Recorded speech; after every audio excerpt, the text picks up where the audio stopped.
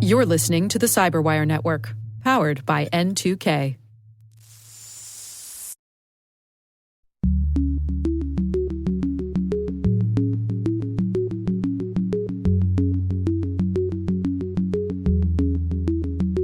The concerns related to everyday cybersecurity operations pertain very directly to the political agenda of our head executive, the president. Hello and welcome to Caveat, the CyberWire's Law and Policy podcast. I'm Dave Bittner, and joining me is my co-host, Ben Yellen from the University of Maryland Center for Health and Homeland Security. Hello, Ben. Hi, Dave. On this week's show, Ben unpacks a recent Capitol Hill hearing on the crypto wars. I have a ruling that addresses biometrics and self-incrimination. And later in the show, I speak with Christopher Whyte. He's an assistant professor of Homeland Security and Emergency Preparedness at Virginia Commonwealth University. We'll be discussing the notion that cybersecurity in the White House is in disarray. While this show covers legal topics and Ben is a lawyer, the views expressed do not constitute legal advice. For official legal advice on any of the topics we cover, please contact your attorney. We'll be right back after a word from our sponsors.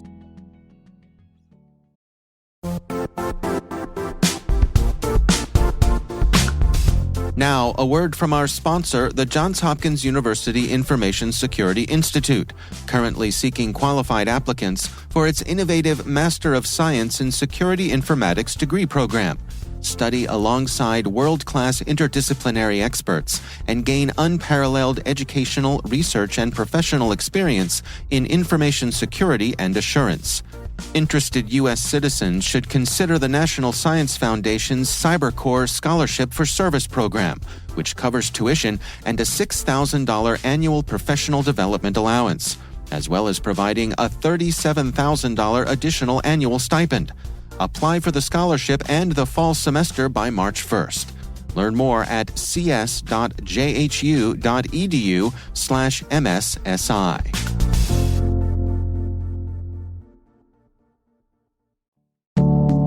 And we are back. Ben, why don't you start things off for us this week? Well, our Congress critters are at it again. I spent another morning on C-SPAN, as I usually do, as somebody interested in these. You're a wild man, Ben. I sure am. Yeah, it was quite a party.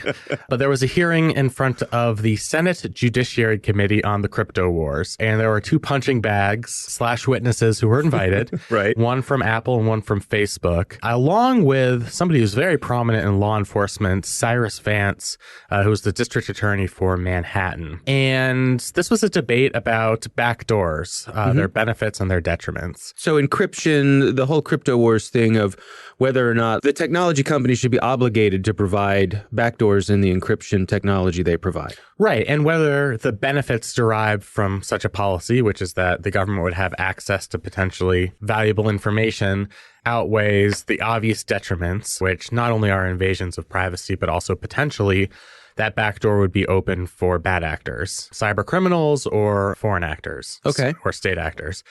So interestingly, the chair of the committee, Lindsey Graham, a Republican senator from South Carolina, and the ranking Democrat, Dianne Feinstein of California, were largely in agreement and have been longtime supporters of encouraging / forcing the tech companies to create this backdoor to allow law enforcement to gain access to encrypted devices. Senator Graham went as far as to sort of issue a threat to the witnesses who were there, saying, either you guys come up with a fix by yourself to this issue. We need access one way or another.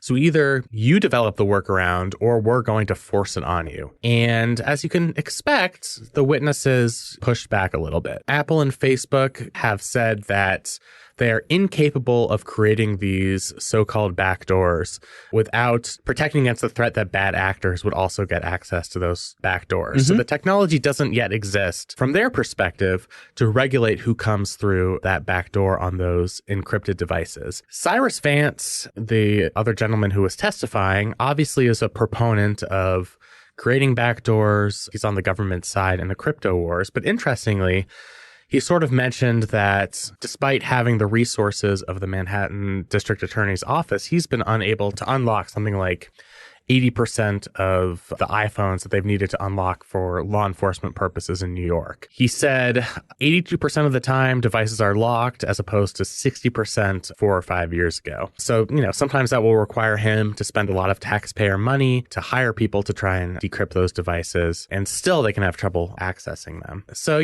this is one of those long-running debates that was not going to be solved at a single hearing, but it was just kind of interesting to see it aired out in public. Yeah, there's an interesting exchange here from Senator Chris Coons and Jay Sullivan, who is Facebook's Messenger app. He's the privacy chief for that. And Senator Coons was kind of, pushing him on child pornography, which it seems like so many of these cases end up in that arena, because I think it's a worst case scenario, and I guess something that resonates emotionally with everyone. Everyone's against child pornography. And Sullivan from Facebook said, "We believe there's no place for these activities on our products." Coons fired back, "So you're against child pornography and child abuse?" "Absolutely," Sullivan said. "Thanks for clarifying that," Coons replied, as if there was any doubt. Now, but here's the interesting part for me is that Jay Sullivan from Facebook made the point that a lot of the detection that they do for these kinds of things on their platform come from behavior, not from content. Right. In other words, they have figured out there is a common playbook that folks like child pornographers follow when they're on a platform like Facebook. And so Facebook doesn't necessarily have to see the data. That data may be encrypted, but Facebook can still figure out, hey, this person is likely up to something that's no good. I thought that was a really interesting insight. It is. And sort of that's Facebook's way of saying, we have a way of attacking the problem that would prevent the government coming in and having access to encrypted devices or our Facebook Messenger app, while still confronting the bad actors that are using our platform for destructive purposes like child pornography. So yeah, I thought that was also a really interesting point. One thing this article referenced, which I had never seen this metaphor, I thought it was really brilliant. A group of computer scientists and cryptographers wrote a paper on the crypto wars. I think some of them were from MIT, so we know they have to be smart. And they said that a proposal to regulate encryption and guarantee law enforcement access feels rather like a proposal to require that all airplanes can be controlled from the ground. And this really spoke to me. Like, obviously, in some circumstances, you'd think it would be great for airplanes to be controlled from the ground. Right. If it was 9/11 and airplanes have been hijacked, it's fantastic that the air traffic control tower can take over the controls and land the plane safely. Or even if a pilot had a medical condition or something like that. Exactly. Yeah. The movie Airplane would have been far less interesting if this technology had existed. Right. Lloyd Bridges would have just brought it right in for a safe landing. Yes. But the other side of it is, what if a bad actor gets into that control tower? That makes things much worse, because now you have criminals or potentially terrorists exploiting a loophole that was created by the government. And I think that's just it was a very eloquent way of talking about the dangers of giving the government this back door. And I think that was something that was pretty well represented in this hearing from both the representative from Apple and Facebook. Yeah, and a number of people have weighed in on this. Bruce Schneier, who's well known in cybersecurity circles, he wrote in a brief, "I don't believe that backdoor access to encryption data at rest offers an achievable balance of risk versus benefit either, but I agree that the two aspects should be treated independently." Yes, that's sort of the contrast between accessing decrypted communications in transit. So I think he's saying, like, accessing communications at rest is a better alternative, but not an ideal alternative. But, in terms of weighing the pros and cons, a far better balance than what we commonly see in government proposals, which is allowing access to encrypted communications in transit. Another thing that struck out at me, and this is from both the article and the hearing, is that users are going to find workarounds to applications and services in which the government has created these backdoors. Right. So if people know that there's a backdoor to Facebook messaging, they're going to go to some app created in a foreign country where that capability does not exist. And I think it was General Michael Hayden, former head of the NSA, and CIA. Yep. Yeah. Who was saying, this is what's been happening in Hong Kong. they've been able to migrate their communications to encrypted applications, those that have been created overseas that are even inaccessible to the Chinese government, which is really saying something. Yeah. And in order to confront that problem, in his view, and I think in the view of the witnesses of this hearing, we'd pretty much have to become an authoritarian country because we have to be basically taking control of cyberspace, lock, stock, and barrel. So even for people who have that type of security background, you can understand, what the risks are. And I think that was very compelling. And just to note, to bring it back to our Caveat podcast, this is not something that a bunch of crazy hippies are only talking about. That's right. We had the former Secretary of Homeland Security, Michael Chertoff, on here basically saying the same thing. Yeah. He doesn't think it's worth it. Right. The risks just outweigh the benefits. So it's interesting that you have all of these stakeholders from people who've served inside government, especially in the InfoSec national security community, and then people from the tech companies, civil liberties advocates, all kind of on one side, and then you have the Senator Graham, Coons, Feinstein type people, and I guess FBI Director Christopher Whyte as well on the other side. I sort of think the balance of compelling viewpoints is against creating these backdoors. Yeah, I also think it's worth noting that this is where things stand now, and it doesn't mean that in the future there may be some technology that we don't have yet that could be a viable solution to this. And just because we can't do it now doesn't mean we shouldn't keep looking for that possible compromise solution or something that achieves what we're setting out to do. It's possible that in the future it could exist. Right, absolutely. And I think what Apple was trying to say to Senator Graham in this hearing, because Senator Graham was issuing this threat, basically, if you don't create the backdoor, we're going to mandate it and create it for you, is basically relax, Senator Graham. We are the innovators here. Right now, the technology doesn't exist where we can keep the backdoor completely locked to bad actors while being open to the government. But we're innovators. We might find a way to make it happen. If you step in and regulate us, that's probably going to have a greater detrimental effect than just letting, the market work this out. This is something that I think the tech industry will probably take the lead in figuring out, because I think, it's in their long-term interest to maintain a good relationship with law enforcement. Yeah. And so there's incentive for them to try and come up with a solution to this problem. All right. Well, the crypto wars continue. They will never end. My story this week comes from Forbes. This is from Thomas Brewster. The title of the article is "Feds Can't Force You to Unlock Your iPhone with Fingers or Face. Judge Rules." And this is interesting. So a judge in California has ruled that the police can't force you to unlock your mobile phone with either your face, so Face ID, or your fingerprint. Help me understand here, Ben. How is this different than what we had before, and how's this going to play out in the real world? So this was a fascinating decision. It did come from a magistrate judge in California, which is a relatively low-level judge. Okay. So its applicability is somewhat limited even within the state of California, let alone the rest of the country. But the reasoning that this magistrate judge used in her opinion was groundbreaking and potentially could shift the way other courts see this issue of self-incrimination and unlocking devices. I know we've talked about this a lot, but the prevailing legal view is that entering in one's passcode counts as testimonial evidence for the purposes of the Fifth Amendment right against self-incrimination. Right. So as a quick review, Fifth Amendment says that a person should not be compelled to testify against themselves. That only applies to testimonial evidence. So, in the non-digital world, what you say at a hearing, what you say at a criminal trial, a civil trial, when you're being grilled in front of Congress, you can invoke your Fifth Amendment right. Yeah. Traditionally, that doesn't apply in non-testimonial settings, the prototypical example being a police lineup. If someone's like, all right, take your position, in this police lineup, you're going to be number 2. You can't go in there and say, sorry, I'm invoking my Fifth Amendment right. Judges have tried to extend that distinction to the digital world, saying that typing in a passcode counts as testimonial evidence. It's the contents of your brain. you know that passcode, you have to enter it in.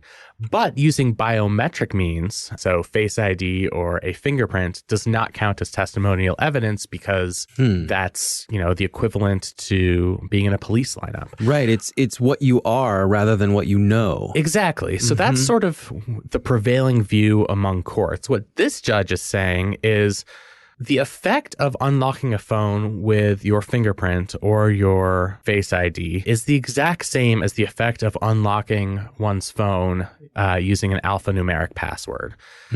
No matter what you use, the phone's going to be unlocked. The same amount of incriminating information potentially could be available. So this distinction in a practical sense, shouldn't be there as we've tried to apply the Fifth Amendment to the digital world. In her view, as I think most of us agree, the law is always behind the technology.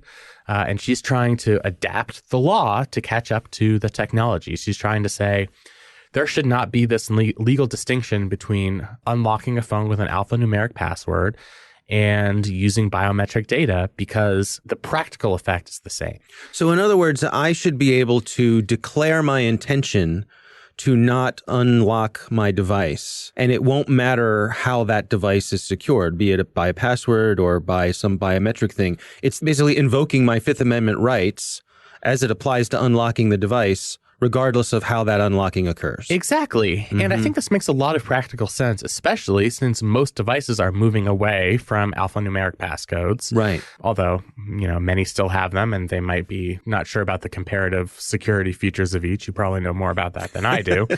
But many phones are using biometric means to unlock. Right. And we're in that world. So why should we have diminished Fifth Amendment rights just because technology companies have decided that the best way, most efficient way for us to unlock our phones is through the use of Face ID or a fingerprint? What I like about this decision is that it's practical. It exists in the real world. Where I think the decision is potentially going to be problematic is this is a magistrate judge going outside of the bounds of what has commonly been accepted in this area of the law. And the risk there is that her decision in this California case is going to be overturned by the district court or might run into trouble in like a federal appeals court, which means its effect could be rather minimal because it goes against the prevailing wisdom. But the prevailing wisdom has to change somehow, right? It doesn't always change with a Supreme Court decision. Sometimes it changes with a lower court decision or a magistrate judge decision. Well, explain to me how that works. In the legal world, in your world, what a magistrate judge, who I guess you're describing is at a lower level than a district court judge. Yep. A magistrate judge makes this decision. That decision goes out into the world. Is this a situation where now other judges, when making decisions, look at that decision and say, I need to consider that as I make my own decisions? So great question. So there's this distinction in the legal world between mandatory authority and persuasive authority.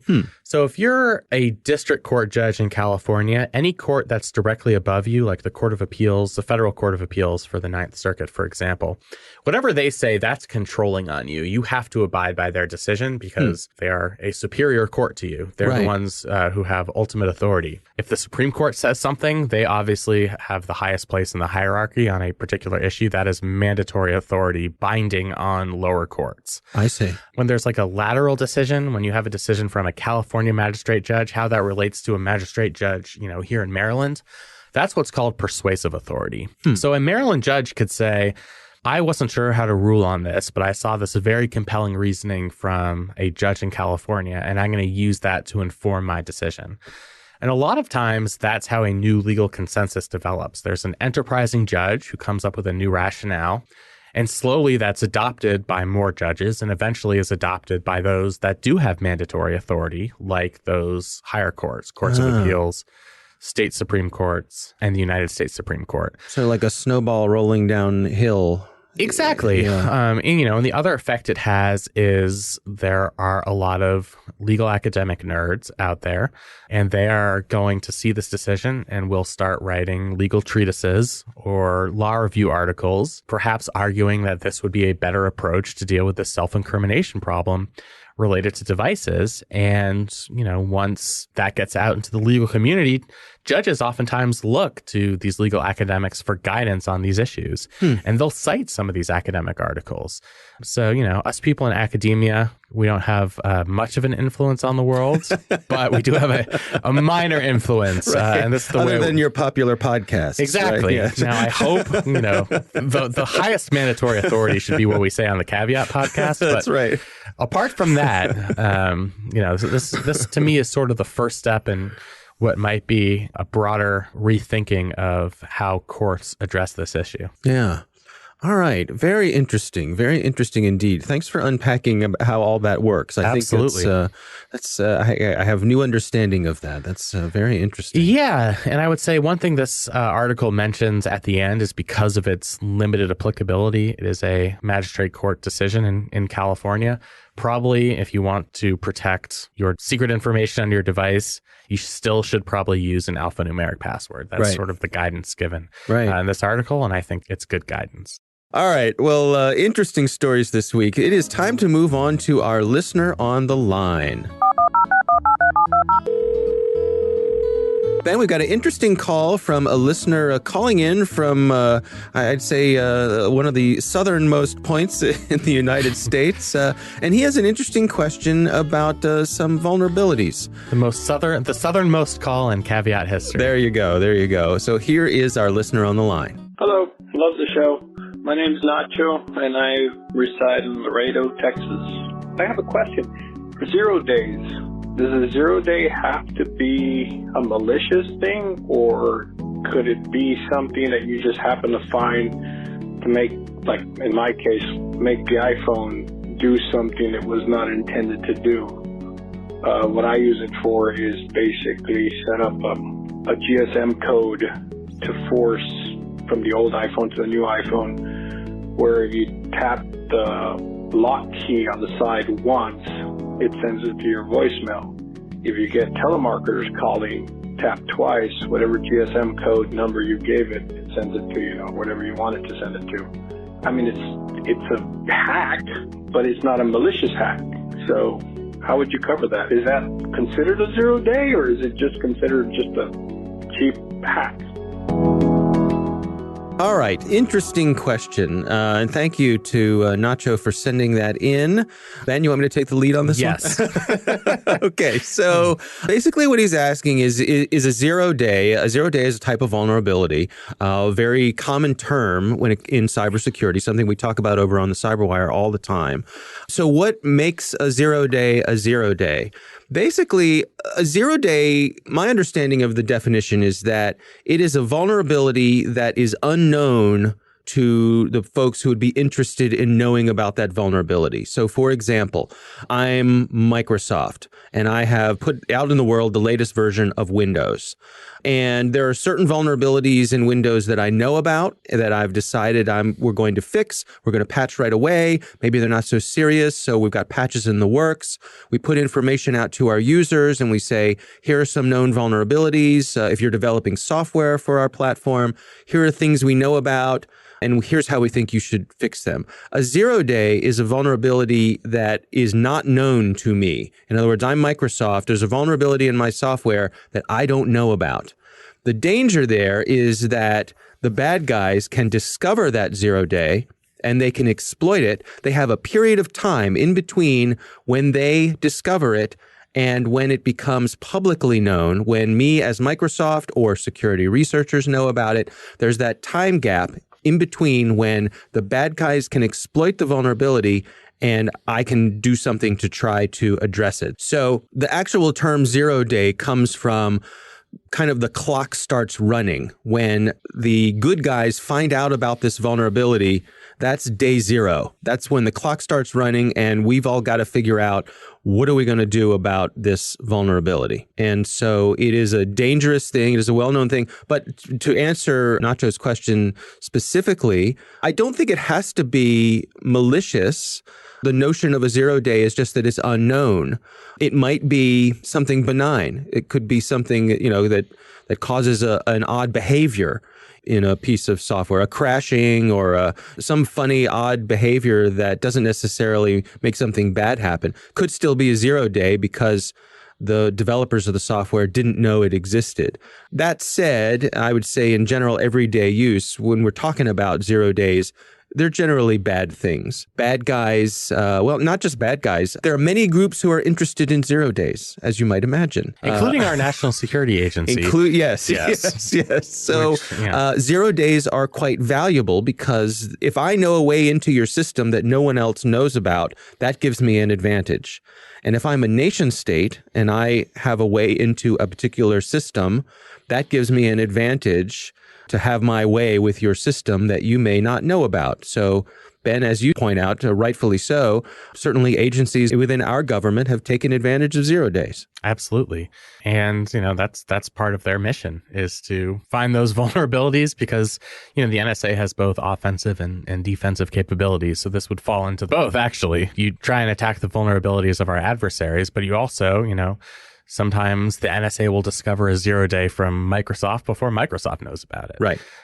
So it goes into both those capabilities. Right. There are many companies have bug bounties where they will pay researchers if they find vulnerabilities and report them to the company. So they put an incentive out there to try to find these things before bad actors do. There are organizations, probably the most well-known is a company out of Israel called NSO Group.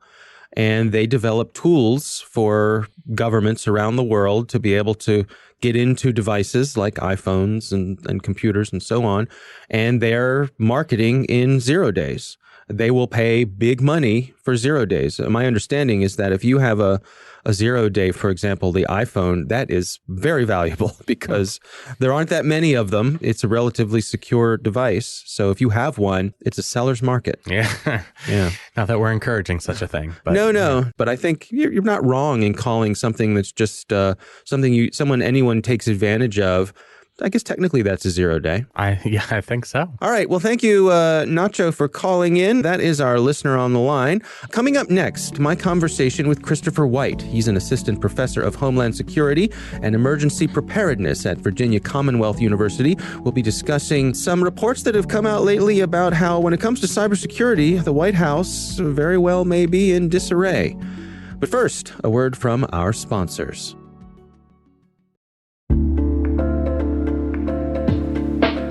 And now, a word from our sponsor, SpyCloud, the cybercrime analytics leader. SpyCloud disrupts cybercrime by telling you what criminals know about your business and your customers, so you can take action to prevent ransomware, session hijacking, account takeover, and online fraud. SpyCloud constantly recaptures and analyzes new data from the criminal underground, including credentials, session cookies, and PII siphoned from malware-infected devices. With knowledge of the specific exposed data criminals have in hand from InfoStealer malware on managed and unmanaged devices, security teams can respond with a more efficient and effective process called post-infection remediation that fits seamlessly into existing incident response frameworks. Get SpyCloud's post-infection remediation guide outlining the 7 steps for preventing a malware infection from becoming a full-blown ransomware incident. Visit spycloud.com/cyberwire. That's spycloud.com/cyberwire. And we thank SpyCloud for sponsoring our show.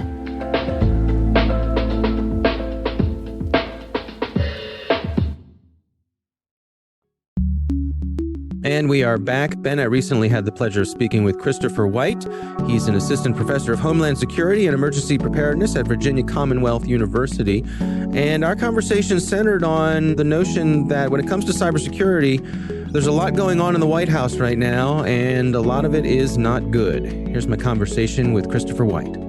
The history of cybersecurity in the White House, at least in its current form, goes back to the Clinton administration, the late 1990s. Following the commission reports and a variety of other developments that came out of Oklahoma City bombings, our experiences with the Solar Sunrise and Moonlight Maze APT incidents in 96 through 99, we basically put in place a cyber czar position in the White House. This person would be responsible for all cybersecurity cybersecurity policies across the federal government. It was recognized by both the Clinton administration and then the Bush and Obama administrations that with such a cross-cutting and diverse issue area, it was the best idea for the whole thing to be centralized in one coordinative package in the form of this Office of the Cybersecurity Czar. The office in question that we're talking about today, the office of the CISO at the White House, was put in place after some initial breaches of the White House's unclassified networks. So there have actually been three that I can think of. There have been a couple of other security incidents that have been a little bit concerning, but there have been three major incidents over the last 11 years. I believe the first one I'm thinking of was in 2008, where a foreign power was seen to have successfully got access to unclassified White House systems. This office that has just been merged into one of the other adjacent offices at the White House and is experiencing some downsizing was put in place after the last of those. And so in 2008 and 2012, we had incidents where we saw Chinese operatives successfully conduct, I believe it was spear phishing campaigns in both instances. Somebody clicked on something they shouldn't have, and unclassified systems were breached. The more recent one was a Russian attempt to breach the White House's unsecured systems to some degree of success that we're not entirely clear about, but that was in 2014. And so that's what led the Obama administration to commission this office and give it the responsibility of coordinating information security for the White House as a whole, as opposed to relying on the DoD agencies, I think they're under the jurisdiction of DISA, that were responsible for the White House's information security and their communications up to that point in time. Where do we find ourselves today? What changed, if anything, when President Trump came into office? This is an open question, right? There's a lot to unpack here. Unfortunately, particularly because of the unusually partisan nature of politics at this time in this country, but just the unusual circumstances surrounding several of the major foreign policy incidents linked to, in some form or another, the Trump administration and the central role that cybersecurity has played in those incidents, going back, of course, to Russian interference in 2016. The argument that's being put out there by the Trump administration on what has happened here, and let's be clear descriptively on what's happened as well. The personnel in this office have been increasingly, this is the leaked report from Axios, have been increasingly marginalized over the past some months. They've seen their access to systems and information being reduced over time. There was the removal of an incentives package, the kind of thing you do if you're trying to force a particular subset of your workforce to look for other jobs, basically. The most recent thing that's happened has been a merger of the Office of the Chief Information Security Officer with the Office of the Chief Information Officer. So this is an entirely separate entity within the White House. And as that happened, the director of the former, the security office, resigned in protest. Kind of the argument that's being put out here by the White House is that this is a streamlining and efficiency move. There's a lot of redundancy, they're arguing, a lot of inefficiency, duplicated efforts in having basically two different cybersecurity teams within the White House. That's the broad argument there. And it's on the face of it, it's the kind of broad argument which could be accurate. Mm-hmm. It makes some sense, right? Overall improvements to the efficiency and the productivity of White House cyber activities, putting the capabilities in more centrally under one set of decision makers. Sure, that could absolutely be a reasonable move. And a president who talks about cutting costs and saving the American people money. Yeah, that's absolutely true as well. There's a very reasonable argument here to be made that duplication of efforts, particularly in this domain, costs the taxpayer a disproportionate amount relative to what they could be paying for. And I say in this domain specifically, of course, because we all know the value of good cyber talent. The folks who are working at the White House in either office, but let's just say the folks that were working in the information security office, they weren't being paid anywhere near what their colleagues in private industry would be getting paid. But these salaries and the incentive packages involved are still robust. These individuals will have made likely six figures. I believe the director, it was reported, made somewhere in the 130 to 140,000 range. And they had, like I said, incentives packages to keep them interested in working there. This is a workforce issue that the government has had a challenge with for 30 years at this point, right? And these are career professionals, right? These are not political appointees. These are career professionals who were seconded to this office by the Obama administration. So they were, You're correct. They're career officials, but they were put in place in their current roles by the Obama administration. I don't know if that nuance matters, but it is, of course, one of those pieces of nuance that people are suggesting might matter given the current president's interest in removing many of the things that the Obama administration put in place, whether it be policy, legislation, or personnel. Right. There are concerns about how some of these moves might affect the Presidential Records Act. Yes. Can you unpack that for us? The broad shape of that issue is that there's a concern, I think, particularly given what's been reported in the news related to the recent impeachment investigations, that the Trump team is basically attempting to cover up its tracks. It's trying to make transcripts and records a lot more difficult to find. The argument, I think, with the merger of these two offices, making one redundant and enlarging the other, is that the line of command between, let's say, the chief of staff or the president and those who are actually going to be monitoring information coming in and out of the White House, monitoring White House networks, is much more simplified. They could potentially appoint individuals to the leadership of the information office, the remaining office, that would be more or less willing to kowtow to political interests in protecting records. That's the broad shape of the argument that's being made there. Another part of this, the political side of this, is just the actual removal of individuals. They're being chased out, so to speak, by, again, the removal of incentives packages, reducing their access to different systems, access to different pieces of information. There's been a lot of accusations that this is yet another example of how this administration has created an internal culture of fear and anxiety. It's trying to actually push people into becoming more or less loyal or leaving the administration or the White House specifically because there is a clear and present threat to their jobs if they don't. Yeah, it's interesting to me because it seems as though cybersecurity is one of the rare things these days in government that has broad bipartisan support. It's recognized as being important and in some ways has not been politicized. Certainly in some ways it has. So I think it's interesting to see these reports from within the White House itself, the politicization of cybersecurity. Yeah, absolutely. And it may be that we're talking today about that unique instance in government, although unfortunately I don't think it is all that unique, but where the concerns related to everyday cybersecurity operations pertain very directly to the political agenda of our head executive, the president. One of the major concerns that the Trump White House certainly has, and I think to some degree legitimately has, relates to leaks of memos, counts of conversations, over and above what you might traditionally expect of leaks heading out the door via conversations with, the White House press pool. There's a real concern that particularly documentation and transcripts that are now making their way rapidly into the media relating to, one political issue or another, or one policy issue or another. This is happening in a manner that at least the administration sees as remarkably unprecedented. And so from that point of view, again, taking steps to and making efforts to actually crack down on the potential for information leakage makes some substantial sense, whether or not you agree with it as it interferes with the cybersecurity operations of the White House staff. Is it fair to say, that is different from espionage?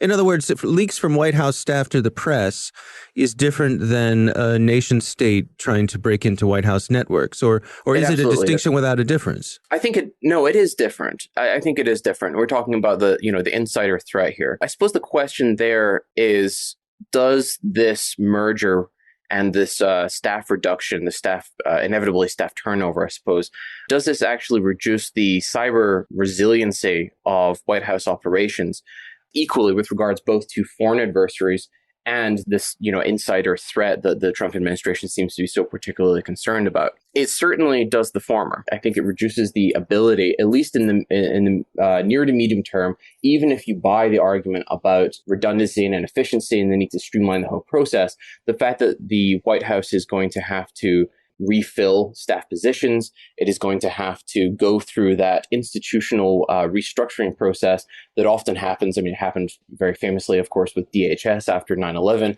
where DHS came into existence. 22 different organizations from across the government forced to work together for the first time. Even on a small scale like we're seeing here, there's always a need to reconcile job responsibilities, mission statements, that kind of thing. And so even in the near term, I think it's a reasonable argument that the ability of the White House to actually effectively prevent foreign compromise of even just unclassified networks is going to be reduced by this move. Again, at least in the near term. On the latter point, I'm actually unclear. I'm unclear whether or not this will actually help that insider threat mitigation mission that the Trump administration has clearly undertaken since the earliest days of their being in office. Yeah, it's fascinating to me how this has sort of, in my mind, revealed how much of this stuff really just relied on norms, on leaders aligning to norms. In other words, the president's security staff would recommend to the president, Mr. President, here's the things we need to do. This is the type of phone we need you to use. This is how we need you to secure your communications. And I think historically, the presidents would go along with that. And here we seem to have a president who wants to do his own thing and leaves us wondering, there's no one who can say no to that. There's no one who has the authority to say no to that. And that could leave us with some national security issues. Right. Absolutely. I mean, this is not unusual in some senses in that it's not unique to the Trump administration. There's the very famous conversation that Obama had with the Secret Service about the use of his BlackBerry, and they came to a compromise of sorts with regards to the BlackBerry usage. The thing that is unusual about the Trump administration, of course, is the unprecedented fashion in which even the most basic information security practices have at some points in time been thrown out the window. It's commonly reported, of course, that President Trump still uses a personal unsecured iPhone. There are definitely individuals who have close access to the president who are using unsecured, unaccounted for devices. I mean, we had the recent story about Rudolph Giuliani going into an Apple store because he couldn't unlock his iPhone. That's a right. Yeah, information security 101 things you shouldn't do right there. And of course, you have a number of accusations, just to cover the kind of media-friendly pieces here, of, Jared Kushner and Ivanka Trump and others, again, people with close access to the president. And I think more importantly for our conversation here, people that are constantly physically in the White House and using White House networks, using private email addresses and private servers, opening up a range of different threat vectors that could be compromised, could be manipulated, taken advantage of, and exploited by foreign adversaries. The question about norms is a fascinating one, right? To what degree does this have to be accepted simply because at some point in time, the executive, i.e. Trump in this case, makes a decision and there's very little that those underneath him can do about it if he's adamant. Right. And then to what degree does this actually become the normal mode of operation? I think it's highly likely that in whatever the next administration is, whether or not that's in a year or two or whether it's in 5 years or so, you'll see yet again another restructuring of the institutions of cybersecurity within the executive branch.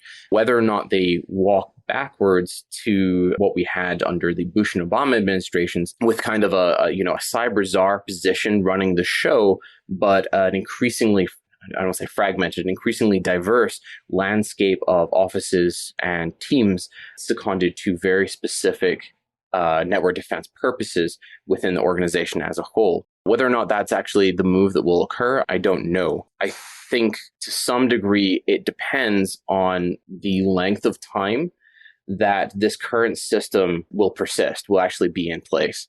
If this system is in place, interestingly enough, for only the next year and a half or so, and then the current president doesn't win a re-election and someone else comes into office, it's possible that we may not see the negative externalities related to this kind of move, because maybe there's not enough time in that year and a half or so for us to experience the kind of breach that typically prompts public attention on an issue and then makes the political establishment adapt in some way, appoint some new people, put a new office into existence, that kind of thing.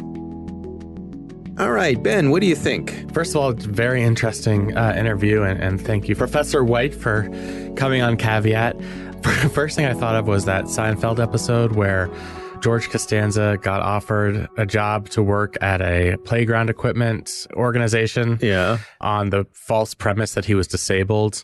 They found out he wasn't disabled, and so they couldn't fire him. So they found a bunch of ways to make his life miserable so that he would quit voluntarily. I see. Seems like that's what's going on with the career professionals within the executive branch as it relates to cybersecurity. Right. Which obviously has very negative policy implications for our country. I mean, it is sort of depressing to hear how politics have infiltrated our executive branch when it comes to what were previously nonpartisan issues. I think part of that is inevitable because everything is partisan these days. But also, as the professor mentions, it's largely due to the circumstances of President Trump himself related to Russian interference.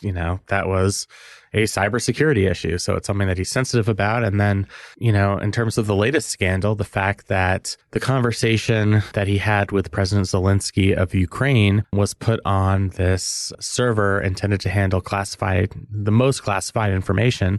And that sort of became part of the scandal. So I think some of the personnel decisions might just be reflecting those, I don't want to say paranoia, but the mindset, sensitivities. The mode in which they are operating. Absolutely. In this particular administration. Yeah. He brought up a really interesting point about how we as a nation express our capabilities when it comes to security in the cyber realm. And it got me wondering, what is and is there a cybersecurity equivalent of an aircraft carrier? Or like the cyber F-35 bomber that we can, Right. But an aircraft carrier is an expression of the force of our military might that we can place all around the world, and that has real-world implications. It has real-world effects. Right, as a deterrence effect. Yeah, right. Absolutely. He's got me thinking. I wonder, is there a cyber equivalent of that? I can't think of one off the top of my head. So listeners, let us know if you think there is one. Yeah. What can be our future, cyber aircraft carrier? Right. Is it yet to be built? It might be. And I don't know that there is an answer to that question at this point. I can't think of one either. Yeah.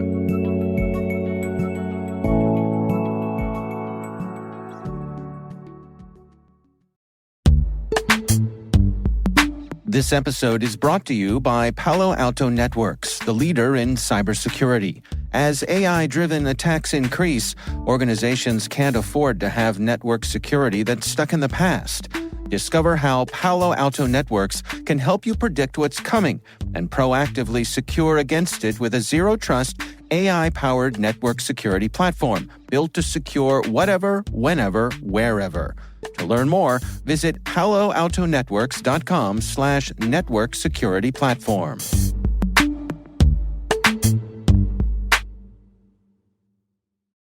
The Caveat podcast is proudly produced in Maryland at the startup studios of Data Tribe, where they're co-building the next generation of cybersecurity teams and technologies. Our thanks to the University of Maryland Center for Health and Homeland Security for their participation. You can learn more at mdchhs.com. Our coordinating producers are Kelsey Bond and Jennifer Iben. Our executive editor is Peter Kilpie. I'm Dave Bittner. And I'm Ben Yellen. Thanks for listening.